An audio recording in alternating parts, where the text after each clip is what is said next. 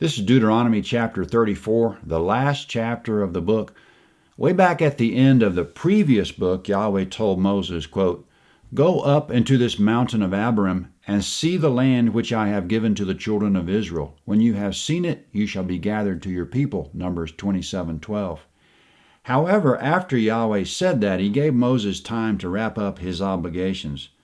Moses used that time to urge Israel to observe the law, and most importantly to you and me, he also finished recording his memoirs in written form. He's been writing all along the way, Exodus 17:14, 24:4, 34:27, and 33:2, and he's been writing right up to the end, Deuteronomy 31:9 and 31:22. But almost for sure he didn't write this chapter because it chronicles his death and the next 30 days, and it even gives away the locations where specific tribes will settle in the future. Moses could have known all this in advance by the Spirit of the Lord, but the writing has more of a historical than prophetic feel to it, so it's a good guess that Joshua recorded this part. When Moses finished his work, this is what he did. Verse 1. Moses went up from the plains of Moab to Mount Nebo to the top of Pisgah that is over against Jericho. Comment, he's now at the top of Pisgah. The plains of Moab is the valley of the lower Jordan River. That's where the camp is. Just to the east of the camp, there's a long mountain ridge overlooking the valley. The text variously describes the place of Moses' death as the mountains of Abiram, Pisgah, and Nebo. It seems that the mountains of Abiram is the name of the range, Pisgah is one of the mountains on that range, and Nebo is one of the peaks of Pisgah. Anyway, as this verse indicates, Moses climbed, quote, to Mount Nebo to the top of Pisgah, end quote. It's said in modern times that one can see Jerusalem from the top of Pisgah on an exceptionally clear day.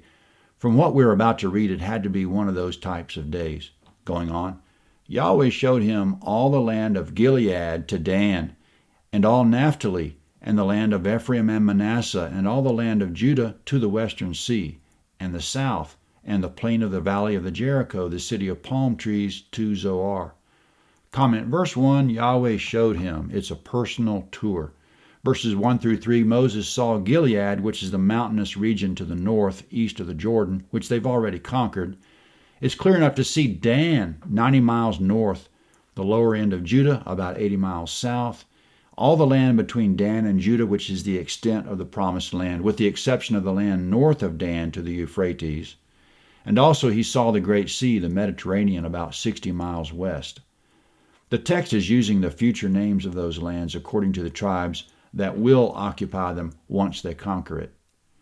Back in Deuteronomy 3:23, Moses told how he begged Yahweh to let him enter the land for himself to, quote, see the good land that is beyond the Jordan, that fine mountain and Lebanon, end quote. But Yahweh wouldn't allow it on account of Moses' sin at Meribah, Numbers 20:12.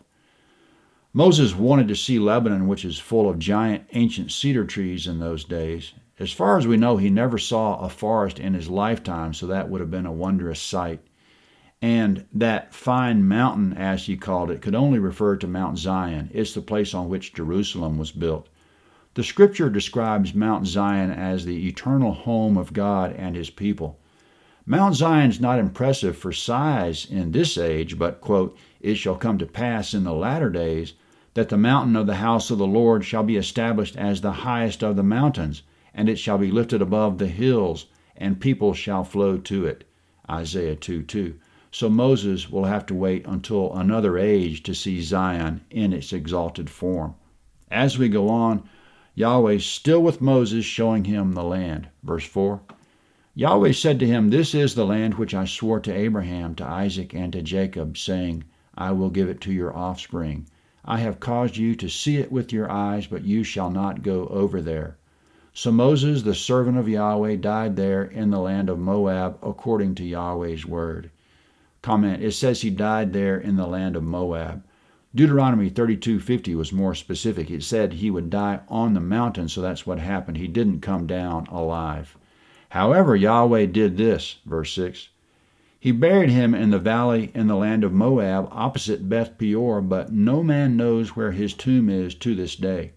Comment, Yahweh himself buried Moses, or commanded angels to bury him, in the valley east of the Jordan, not in the promised land according to the word that he would not enter the land. Jude verse 9 in the New Testament tantalizes us with a sliver of information here. Somehow Michael the archangel was involved in a dispute with Satan over Moses' body. That's all it says. We don't know whether the dispute was before, during, or after the burial, or whether Satan tried to interfere with the actual burial, but somehow Moses' body was important enough to warrant a heavenly battle between Michael and Satan.